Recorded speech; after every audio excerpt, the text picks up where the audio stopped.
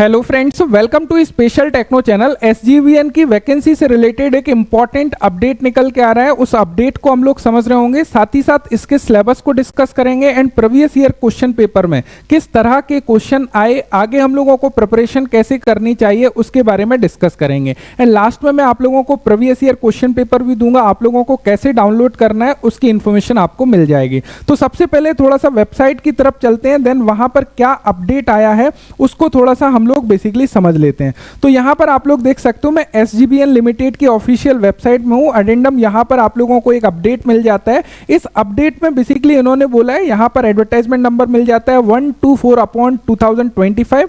इन्होंने बोला है कि जो 2.5 में जो डिटेल थी एडवर्टाइजमेंट पे, बेसिकली उसको विड्रॉ कर लिया गया है। अभी ऑल कैंडिडेट को 2.1 जो टेबल है बेसिकली उसमें जो एजुकेशनल क्वालिफिकेशन है उसको यदि फॉलो करते हो तो अप्लाई कर पाओगे। यहां पर ये डिटेल एडवर्टाइजमेंट है। यहां पे 2.5 में बेसिकली इन्होंने एक कंडीशन रखी थी जिसमें इन्होंने बोला था कि कैंडिडेट का स्कोर 50% या फिर उससे ज्यादा होना चाहिए।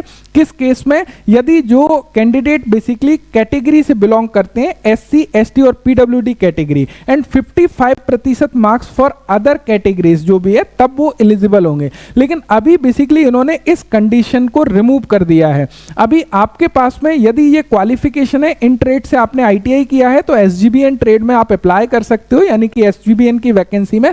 साथ ही साथ यहां पे ध्यान रखिएगा, domicile of Himachal Pradesh state के कैंडिडेट ही अप्लाई यहां पे कर सकते हैं।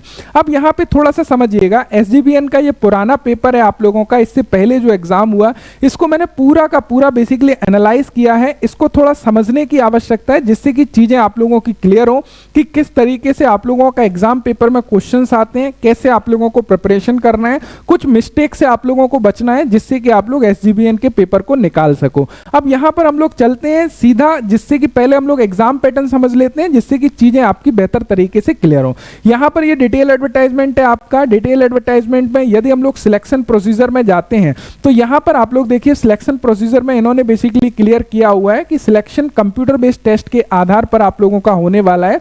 और कंप्यूटर बेस्ड टेस्ट जो रहेगा उसमें 2 घंटे का आप लोगों का एग्जाम पेपर होगा। 100 मल्टीपल चॉइसेस क्वेश्चन पूछे जाएंगे। इंग्लिश हिंदी आप लोगों की लैंग्वेज होगी। यहां पे सिलेबस की यदि बात करें, सेक्शन 1 में 80 मल्टीपल चॉइसेस क्वेश्चंस होंगे आपके रिलेवेंट ट्रेड या डिसिप्लिन से रिलेटेड।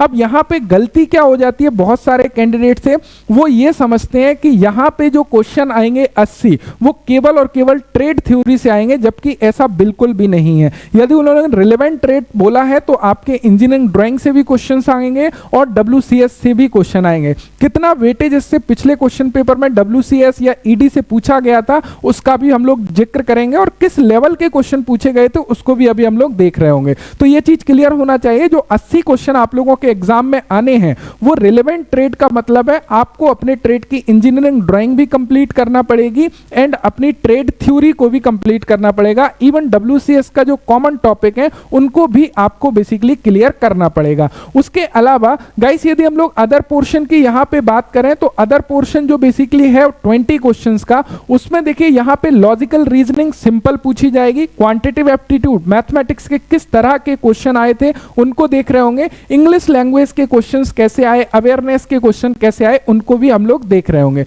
नेगेटिव मार्किंग की बात करें, कोई भी नेगेटिव मार्किंग यहां पे आपकी होती नहीं है। तो 100 क्वेश्चन का पेपर होगा, 100 क्वेश्चन आपसे पूछे जा रहे होंगे, 100 मार्क्स रहने वाले हैं। अब पेपर को देखते हैं ध्यान से, जहां पे चीजें थोड़ा सा समझने की कोशिश करते हैं। तो आप लोग इस क्वेश्चन पेपर को देख पा रहे होंगे।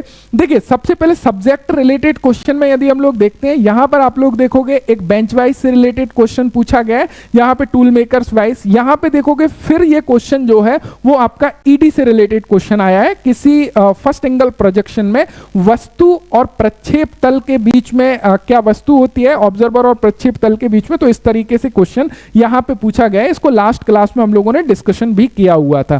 साथ साथ में यहां पर आप लोग देखोगे carbon dioxide remove oxygen from the fire, यहां पे सेफ्टी चैप्टर से रिलेटेड क्वेश्चन है। यहां पे क्लियरली बोला गया है कि ऑक्सीजन को हम रिमूव करते हैं कार्बन डाइऑक्साइड के थ्रू, तो कौन सा फायर एक्सटिंग्विशर है। यहां पे बेसिकली हम लोग किस माध्यम से, स्मूथनिंग माध्यम से CO2 फायर एक्सटिंग्विशर का यूज करके, चूंकि CO2 भारी होता है नीचे चला जाता है, ऑक्सीजन अलग हो जाती है, तो CO2 का यूज करते हैं। तो मैं यहां पे क्या दिखाना चाह रहा हूं, यदि हम लोग देखने लगे ये देखो सेफ्टी से रिलेटेड क्वेश्चन है, उसके बाद में सोल्डरिंग से रिलेटेड, यहां पे आप देखोगे सोल्डरिंग से रिलेटेड क्वेश्चन आपका आया। ये फिटर का क्वेश्चन पेपर है, ये ड्राइंग से रिलेटेड क्वेश्चन है। तो ड्राइंग का वेटेज आप देखोगे काफी ज्यादा ड्राइंग का वेटेज यहां पे नजर आ रहा है। यदि इंजीनियरिंग ड्राइंग की हम देखेंगे, ये ड्राइंग का क्वेश्चन है, यानी कि जो 70 क्वेश्चन है ये बेसिक इलेक्ट्रिसिटी का क्वेश्चन WCS से रिलेटेड मान सकते हो आप लोग।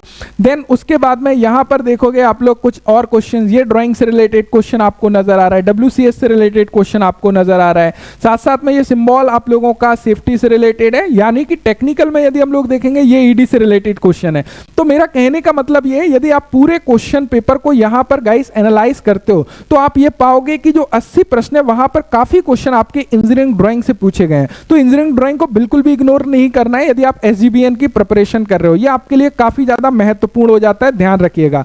साथ साथ में आपका जो टेक्निकल पोर्शन है वो कहीं ना कहीं सिंपल नजर आ रहा है, वहां पे बहुत ज्यादा दिक्कत आप लोगों को देखने को नहीं मिलेगी जहां तक इस पेपर को देख के समझ में आ रहा है। तो ये चीज क्लियर होनी चाहिए, लेकिन फिर भी आपको प्रिपरेशन करना पड़ेगी। विदाउट प्रिपरेशन ऐसा नहीं है कि इजी हो जाएगा। अब हम लोग नॉन टेक्निकल पेपर के ऊपर जंप करते हैं कि वहां पे किस तरीके की चीजें हम लोगों को देखी गई। तो यहां पे ये फिर से देखोगे आप लोग, यहां पे अगेन ये आप लोगों का ईडी के क्वेश्चंस, यहां पे देखो फिर से ईडी का क्वेश्चन देखने को मिला। यहां पे आप लोगों को नजर आ रहा है कुछ WCS से रिलेटेड सिंपल क्वेश्चन देखने को मिले हैं।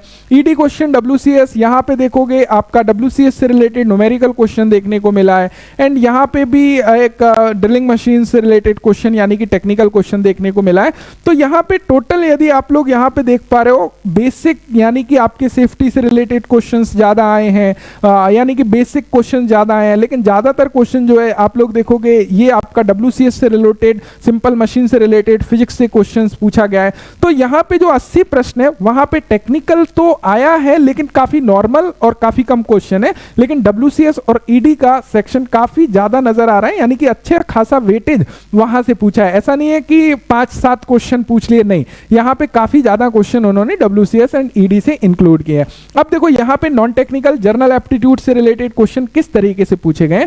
यहां पे ये हमारा बेसिकली जनरल अवेयरनेस का क्वेश्चन है। उसके बाद में यहां पर आप फिर से देखोगे एक एप्टीट्यूड का बेसिक सा क्वेश्चन, दो प्राकृतिक संख्याओं का गुणनफल 232 है, यदि इन संख्याओं में से एक संख्या 58 है तो दोनों संख्याओं का औसत कितना होगा। यानी कि सिंपल क्वेश्चन है, कोई बहुत बड़ा क्वेश्चन नहीं है। निम्नलिखित में से किस देश और राजधानी का मिलान करिए। तो ये भी सिंपल है आप लोगों का जनरल अवेयरनेस से। यहाँ पे अगेन जनरल अवेयरनेस से क्वेश्चन है, देखो कि श्रृंखला में विषम संख्याएं हैं जिनके ठीक पहले दो सम संख्याएं हैं। तो यहाँ पे आप लोगों को सिंपल देख सकते हो, यदि आपको संख्याओं के बारे में नॉलेज है बता दोगे। यहाँ पे प्रॉफिट लॉस से रिलेटेड क्वेश्चन है, सिंपल सा क्वेश्चन है कि 7,500 रुपए के कपड़े खरीदता है, इस पर 7% की छूट मिलती है, छूट मिलने के बाद वह 12% GST का भुगतान करता है, उसके द्वारा कपड़े के लिए भुगतान की गई राशि आप लोगों को बताना है। यहाँ पे 7% छूट दे दो, उसके बाद 12% GST लगा के, यानी कि यदि नॉर्मल मैथमेटिक्स से आपको एप्टीट्यूड में दिक्कत नहीं आएगा,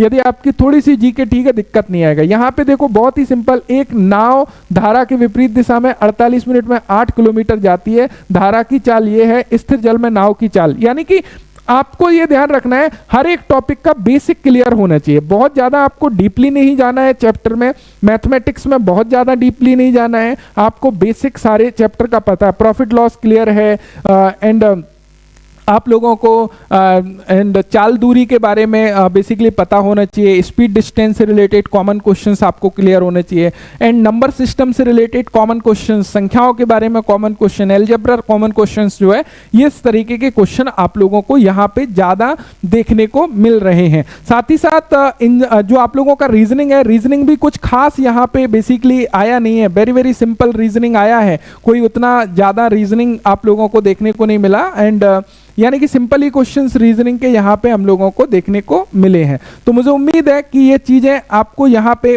क्लियर हो गई होंगी, इतना कुछ खास बेसिकली नॉन टेक पोर्शन नहीं है। टेक्निकल पोर्शन में स्पेशली आपको इंजीनियरिंग ड्राइंग एंड WCS को ध्यान में रखना होगा, और यदि आप इंजीनियरिंग ड्राइंग और WCS की बहुत अच्छे तरीके से प्रिपरेशन करना चाहते हैं, मैकेनिकल ट्रेड से हैं, तो स्पेशल टेक्नो एप्लीकेशन पर एक अलग से WCS और इंजीनियरिंग ड्राइंग का कोर्सेस भी अवेलेबल है। ये मेरा वादा है कि यदि आप उस कोर्स को कंप्लीट कर लेते हो तो आपका यहाँ पे ईडी और डब्ल्यूसीएस नहीं जाएगा। अभी हम लोगों ने ईडी डब्ल्यूसीएस बीएचईएल के लिए एक सेपरेट कोर्स बनाया था, आप यदि उस कोर्स में एनरोल करते हो जिसका प्राइस 799 है तो वहां से टोटल चीजें आप लोगों की ये क्लियर हो जाएंगी। जो ईडी डब्ल्यूसीएस से जो इन डेप्थ क्वेश्चंस दे रहा है वो चीजें आप लोगों की क्लियर हो जाएंगी। बाकी फुल कोर्सेज भी अवेलेबल हैं, जो फिटर वाले, टर्नर वाले, मशीनिस्ट वाले कैंडिडेट हैं उनके लिए फुल कोर्सेज अवेलेबल हैं, जहां फाउंडेशन बैचेस अवेलेबल हैं, जहां से आपकी एसजीबीएन की कंप्लीट प्रिपरेशन हो जाएगी। तो मुझे उम्मीद है कि ये चीजें क्लियर हो गई होंगी। अब पेपर कैसे आपको मिलेगा, पेपर के लिए मैंने डिस्क्रिप्शन में टेलीग्राम का लिंक दिया हुआ है, आप स्पेशल टेक्नो एप्लीकेशन के टेलीग्राम पर जाकर इस पुराने पेपर को डाउनलोड कर सकते हैं, समझ सकते हैं, देन इसके बिहाफ पर अपनी प्रिपरेशन को आगे बढ़ा सकते हैं। मैं आपके फ्यूचर के लिए बेस्ट विशेष देता हूं। Thank you so much video देखने के लिए। Thanks for watching and bye bye.